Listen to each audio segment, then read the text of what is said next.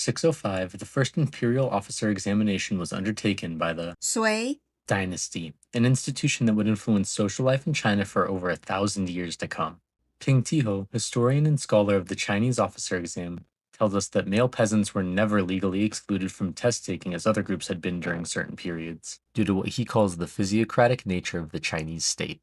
This understanding came from the Tang dynasty after seizing state power from the Sui, as they regarded peasants as the primary producers of wealth whose labor the nation, especially the governing class, depended on for sustenance. Women played an indispensable role in preparing members of their community for the officer exam, from physically birthing and nurturing the candidates to providing physical subsistence and even literacy courses for the boys chosen for the exam. As far back as the Song dynasty of the years 960 to 1279, it wasn't uncommon for women, particularly from elite circles, to have the literacy skills to provide a classical education for aspiring test takers while their fathers were away, serving as state officials. Observing relations between the sexes among the elites of dynastic China, historian Benjamin Ellman says, Han Chinese gender ideology granted boys competitive access via civil examinations to political, social, and economic leadership in society, while at the same time defining women in subordinate roles as wives, mothers, and matriarchs. There are two concepts to carry forward from this brief explanation of the officer exam in dynastic China which will be important for the rest of this video. The first is the concept of the physiocratic state, which should be recognized within all societies, past, present, and future, as the material foundation of all social wealth as well as human life itself. Speaking at Karl Marx's funeral, Friedrich Engels articulated the meaning of a physiocratic state as well as anyone has, saying that, just as Darwin discovered the law of development of organic nature, Marx discovered the law of development of human history. The simple fact, hitherto concealed by an overgrowth of ideology, that mankind must first of all eat, drink, have shelter and clothing, before it can pursue politics, science, art, religion, etc., that therefore the production of the immediate material means, and consequently the degree of economic development attained by a given people during a given epoch, form the foundation upon which the state institutions, the legal conceptions, art, and even the ideas on religion of the people concerned have been evolved, and in light of which they must therefore be explained. Unbeknownst to Engels, understandably so in his time, is that Marx's revelation, that all social wealth is reducible to some combination of our natural world and human labor, which must precede all institutions built upon it, had been the basis of a ruling ideology going back over millennia in the Eastern world. The second important concept is the expectation for women to become pregnant and bear children, often through violent force and almost always relying on social coercion, along with the bodily sacrifice and physical turmoil that entails. This painful, dangerous, and laborious task is framed instead as a woman's natural purpose and absolutely necessary to experience human fulfillment. Marx's analysis finds a bit of a blind spot here as well, as he considered the increase in total human population of the 19th century simply a natural side effect of economic development. Political scientist Silvia Federici asks why procreation should be a fact of nature rather than a social, historically determined activity, invested by diverse interests and power relations. Pregnancy, carried out by the entire body in an arduous 40-week-long process, is turned into a mythical, innately fulfilling transformation of a woman into a mother. A transformation violently forced upon millions of the world's poorest women, which more privileged women free from the violent subjugation and coercion others experience are still scolded for opting out of, and are relentlessly bombarded with the message that their lives are meaningless without. But this self-sacrificial, unrequited labor is the irreducible material basis for all human existence, including the wealth of societies built upon it.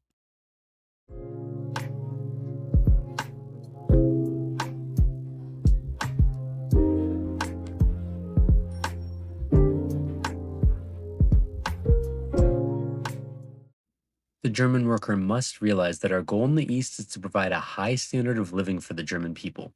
Every German worker, every peasant, will have the opportunity to go to the East as a master, an administrator, or a supervisor, while the physical routine work is carried out by the subject races. Adolf Hitler, 1941. The ideology of the Nazi Party of 20th century Germany was carried to its natural conclusion in a full-scale invasion of the USSR, killing tens of millions. Fostering a class of direct subsistence producers to exploit was the foundational motive behind the Nazi invasion and the entire Eastern European front of World War II. As said by Adolf Hitler himself, Russia's land is our India. As the Englishman rules with a handful of forces, so we shall rule this as our colonial space. Hitler was able to see clearly the foundation of social wealth within modern Western global empires, such as the English Empire, which was built upon centuries of exploitation of direct producing laborers and natural resources in India and the other colonies. Explained by American historian and activist W.E.B. Du Bois, that dark and vast sea of human labor in China and India, the South Seas and all of Africa, in the West Indies and Central America, and in the United States, that great majority of mankind, on whose bent and broken backs rest today the founding stones of modern industry, spawning the world's raw material luxury, transformed and transported at fabulous gain, and the resultant wealth is distributed and displayed and made the basis of world power and universal dominance and armed arrogance.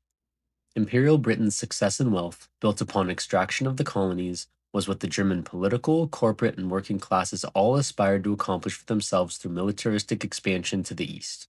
An increase to the total landmass under their control, as well as control over the native populations to the east, was seen to be the material basis for an influx of wealth and a transformation of their entire social position, from the top to the bottom. These German aspirations predate Hitler and the National Socialist Party. German Social Democrat Edward Bernstein, quoting famed former German Workers' Association leader Ferdinand Lassalle, justified the colonization of modern-day Namibia to his congressional peers in 1907 by saying, "People who do not develop may be justifiably subjugated by people who have achieved civilization."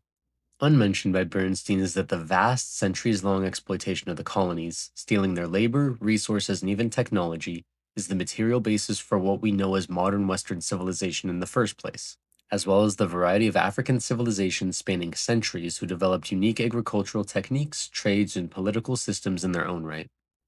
According to political scientist Zach Cope, the SPD, or the Social Democratic Party, attempted to convince German workers that the colonies would become the nationalized property of a social democratic republic and would assure all German citizens an increase in production, wealth, full employment, and happiness.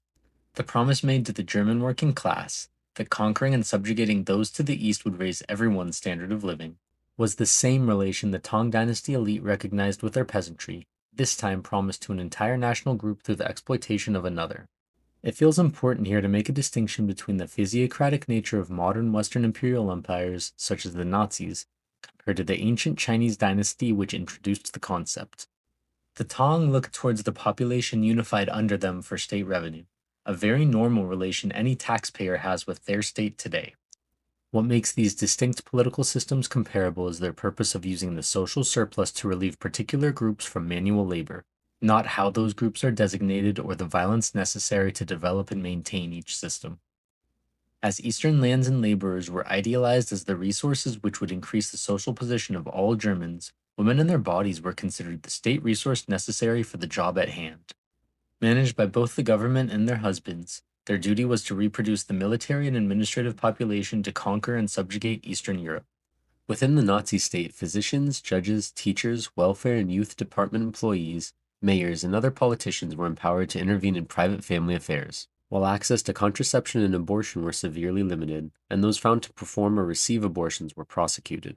At the same time, births that met Nazis' racial hygiene qualifications were rewarded monetarily, to the fathers exclusively. Marriage loans were issued to men, with forgiveness based on the number of children birthed within the marriage. Child allowances were issued as one-time payments per childbirth. These payments were again issued to fathers directly, while unwed mothers faced restrictions from such programs. These policies directly granted the state political power and men economic power over women's reproductive processes, and the attempted formation of a population capable of subjugating undesirable groups domestically as well as their Eastern European neighbors.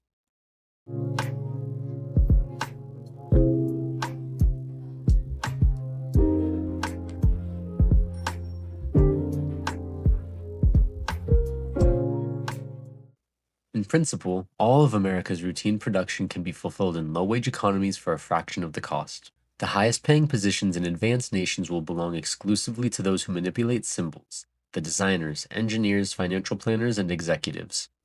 The modern state's objective must be to transition its entire population into the symbolic analytic class, leaving the manual, physical burdens of production to be borne by others across the globe. Robert Reich, Secretary of Labor during the Clinton presidency and key economic advisor for the Obama presidency. The German Nazis, as well as their preceding Social Democrats, did not take inspiration from the English Empire alone, but also looked to the settler colony which successfully transitioned into a settler empire, the United States of America. The material foundation for the American colonies, from the moment the Mayflower reached land, was slavery of the natives, their lands, as well as imported Africans. This is how historian and author J. Sakai describes the conditions of the earliest settlements. Long before the cotton economy of the South flourished, African slaves literally built the city of New York. Their work alone enabled Dutch settlers to be fed and sheltered while pursuing their drinking, gambling, fur trading, and other non-laboring activities. Africans were not only much of early New York's farmers, carpenters, and blacksmiths, but also comprised much of the city's guards. While government records indicate slavery's prominence in building the wealth of English settlements, in 1708 the population of the Carolinas was made up of 1,400 Indian slaves, 2,900 African slaves, and 5,400 English settlers, for example. This is only a small window into the larger picture of the exploitation which built America, a settler colony which was never self-sufficient but always relied upon slave labor, stolen resources, and imperial trade that sustained the colony while returning stolen wealth to European metropolitan centers. Expanding our view beyond the slaves confined within the North American mainland to see the more complete picture of the early colonies' relation to slavery, there were multitudes more Indians captured in the Carolinas to be sold into slavery in Barbados, Jamaica, and other Caribbean colonies, as those separated from their homes, land, and resources are easier to subjugate into forced labor.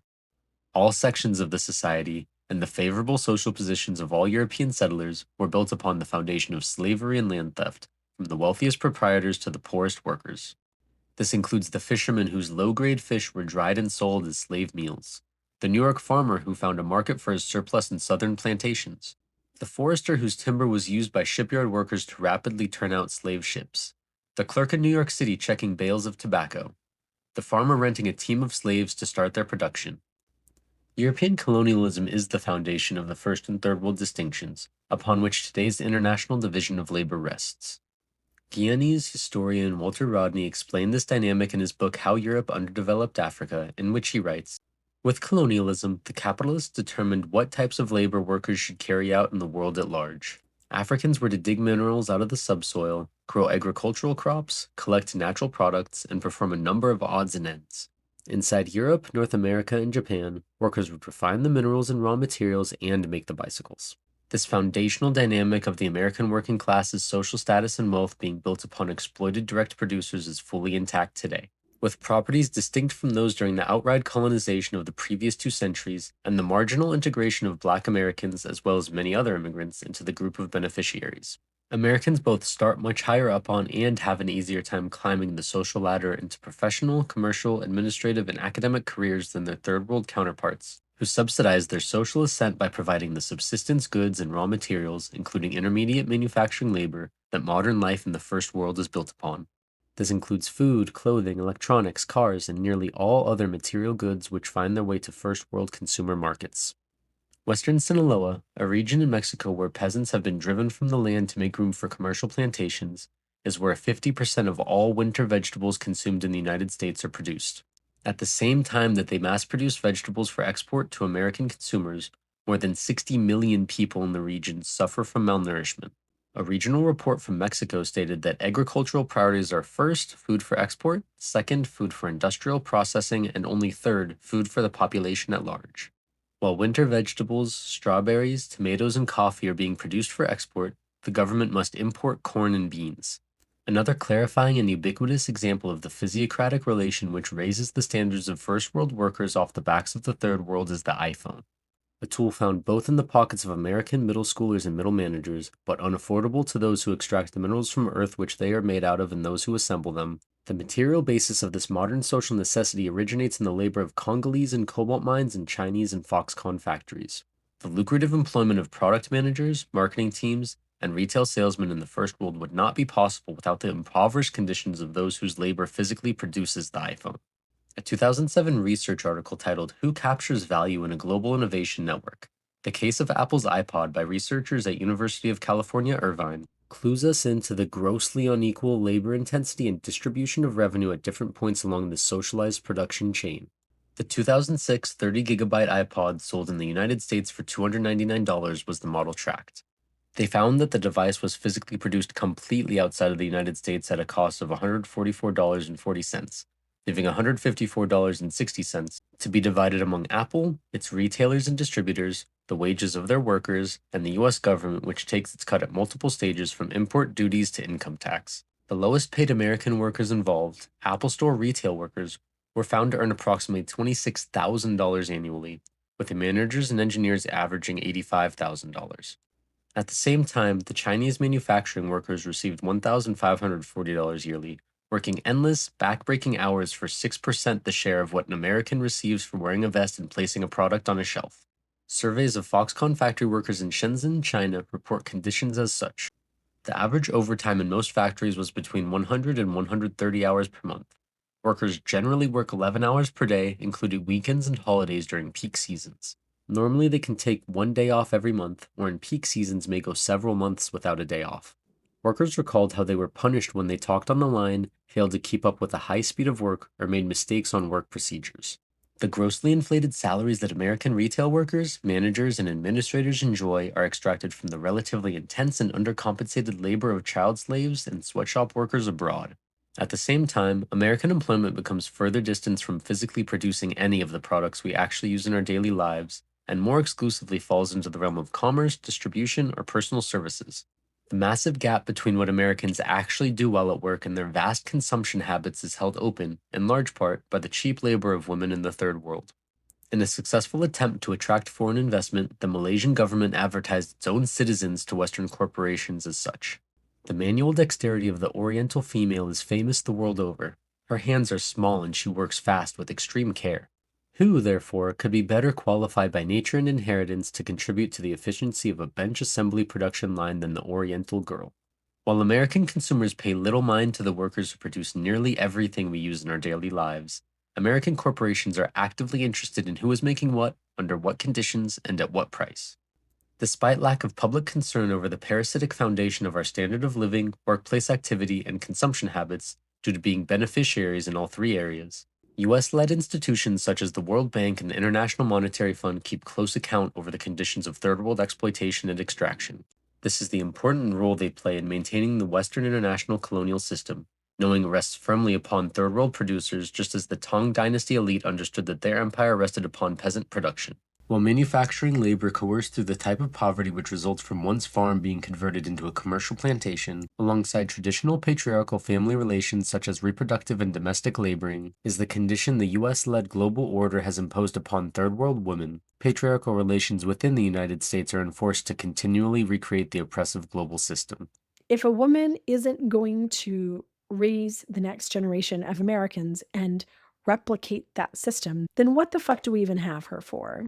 This is YouTuber Life Take Two, a former evangelical wife of over 2 decades. The Tradwife model uses the women to control the children, to protect their purity and replicate the system so it keeps going. Social purity, educational purity, nutritional purity, religious purity, sexual purity, of course, cultural purity, and racial purity. If the next generation isn't taught and protected, the system doesn't replicate and it just all stops. It collapses. It falls apart. It doesn't exist in the future anymore. It ceases to exist. It extincts. The Tradwife creates and trains the replacement. She is the copy paste button. She accurately explains the reproductive role women have been pushed into historically and to a lesser degree currently through economic coercion, such as restricted access to employment, property ownership, education, and even bank accounts or credit. Other coercive dynamics include overwhelming social conditioning, which, at a young age, implants the idea which will be constantly reinforced that, regardless of any other achievement, a woman's success and happiness necessarily includes attracting a man and bearing his children. Direct physical violence is another tool men use for control over women, both in private households against their girlfriends and wives, and publicly against underclass women such as prostitutes, which police and other authorities show no interest in preventing, likely due to their own participation. In the previous clip, Life Take Two mentions that the traditional marriage is more about control over children than women, and structurally this is correct that the purpose is reproduction of the existing society. But on an individual basis, men participate for the direct control it grants them over women and their bodies, including birthing their children, as well as the domestic and care labor they are granted as petty kings of the household. While Western women today by and large opt into employment over the economic dependence under a male partner which was forced upon their grandmothers, what has been deemed the Tradwife lifestyle has also been embraced by some.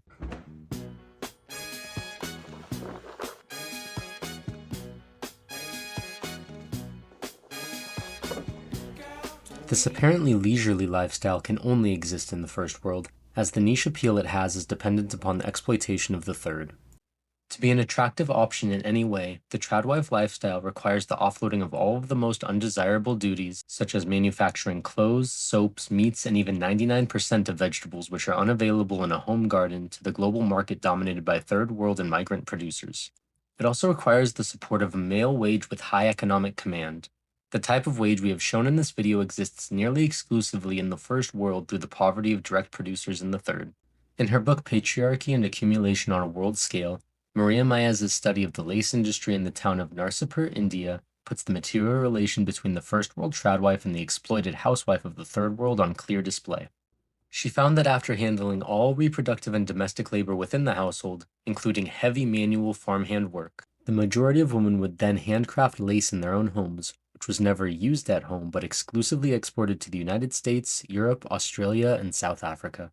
These women on average earn the equivalent of 9 cents per hour, creating goods to be sold to the wealthy consumers of the first world. Observing such exploitative relations led Maez to conclude that the unpaid housewifized labor of the third world is tapped for the production of commodities which can then be directly consumed by housewives in the rich countries. The tradwife in America and Europe is the consumer counterpart to some of the most exploited producers across Asia, Africa, and Central and South America. Life Take 2 explains this dynamic in the lifestyle appeal in her video titled, Why Do Women Defend the Patriarchy? Let's be real here for just a minute. Who wouldn't want to spend the day going to yoga in their Lululemon pants with their mommy friends, making home-cooked meals, all that self-actualizing in the kitchen, and never having to worry about office politics or angry clients? I knew from childhood that I would have to marry into a comfortable life, which is why so much of my focus was on dating and pleasing the boys and being desirable to the male gaze. That would get me mortgage paid, vacations, health insurance, zero paycheck stress.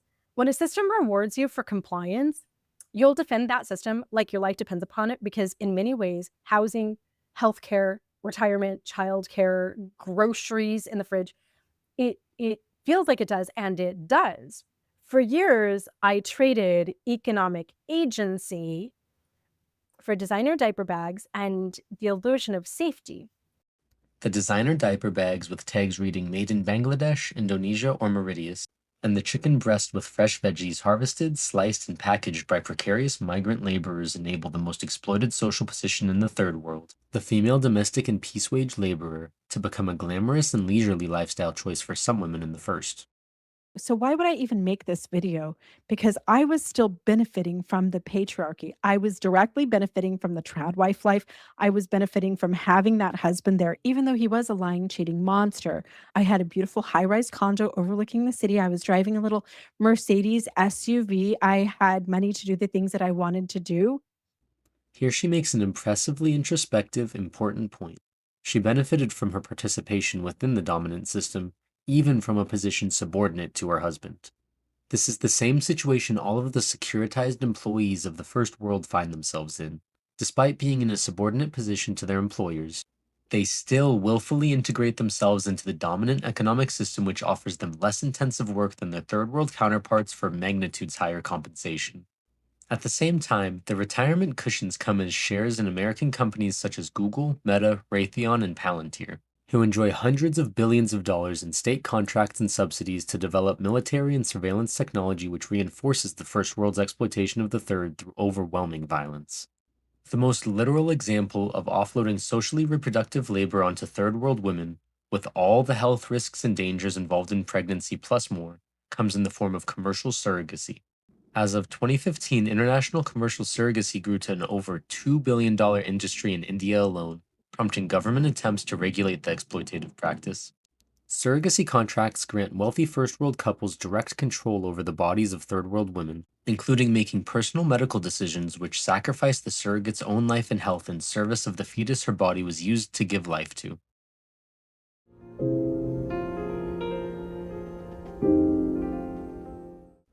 Contrary to the Tang dynasty of imperial China embracing their physiocratic foundation, efforts to hide the physiocratic social relations which determine the daily work and consumption habits of nearly every person in the world, who are connected by modern global production and distribution processes, come not only from international institutions and corporate leaders, but from every Western interest group. This includes state actors such as the US invading and intervening against foreign nations to implement favorable political conditions which secure resources and cheapen labor, seen today in Venezuela and Iran as echoes of recent history in Congo, Nicaragua, and Vietnam, among many others. The effort by the US State Department to control global resources and labor and then erase all traces to the criminal origin of this wealth comes with the explicit support from American labor organizations. For example, the conglomeration of American maritime labor unions, including the Marine Engineers Beneficial Association, American Maritime Officers, the International Organization of Masters, Mates, and Pilots, as well as the Seafarers International Union, who represent the majority of U.S. merchant shipping workers, explicitly endorsed the invasion of Venezuela, murder of over 80 people, and kidnapping of their president on the condition that the oil now available for extraction will be shipped by Americans. In a letter addressed to Secretary of State Marco Rubio and Secretary of War Pete Hegseth, the union representatives wrote, "We're writing to express our support for proposals that would mandate all crude oil imports from Venezuela to be transported exclusively on U.S. flag vessels crewed by American mariners. This approach would not only align with the administration's objectives, but would also help ensure that vital energy cargoes directly bolster U.S. maritime jobs, enhance economic security, and uphold our national interests." First world working class movements refused to make any distinctions beyond blanket categories of worker and capitalists, and by doing so, they deny their complicity in the subjugation of the Third World and the benefits granted to them. In reality, the intense resource extraction and manufacturing labor, which is the foundation of the First World's relatively leisurely work and privileged social position, tell a different story.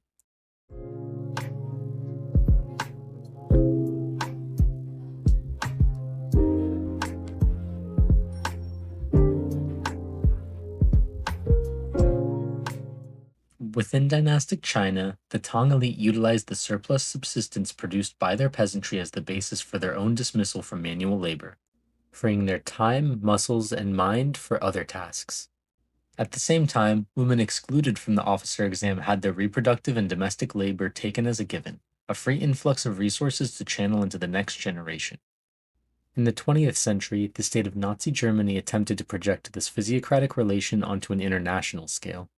Women were used to create the popular base for a militaristic administrative state which would ensure high-level employment, wealth, and happiness through the subjugation and exploitation of their eastward neighbors.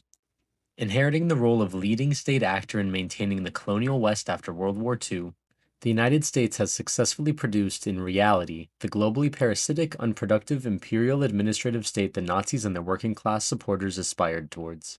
Americans, Europeans, and the rest of the First World are, for the most part, alleviated from the burden of physically producing any of the common goods which we use to sustain ourselves, instead working in commerce, marketing, personal services, or other administrative tasks which distribute products of third world labor to first world consumers. In all three of these distinct societies, women were coercively tasked with reproducing the existing society, through pregnancy and childbirth, as well as physically nurturing and raising the next generation under the same guidance they were raised under. The men then exploit this material foundation women have been coerced into reproducing to expand resources available to themselves and their society.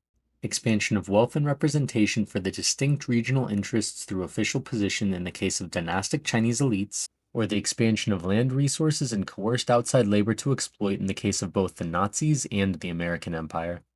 The same physiocratic relation that was openly embraced by the Tang dynasty is projected onto a global scale and then hidden in plain sight within today's US-led world order. The same labor relations embraced inwardly in ancient China, which centuries later was violently projected outward by the Nazis against their neighbors, who failed to realize their ideal society despite invading and mass murdering tens of millions of Soviets, is currently imposed upon the Third World as a global reality by the United States, utilizing means no less violent than those employed by the former British Empire or Nazis to continue expanding the wealth and raising the relative social position of their empire.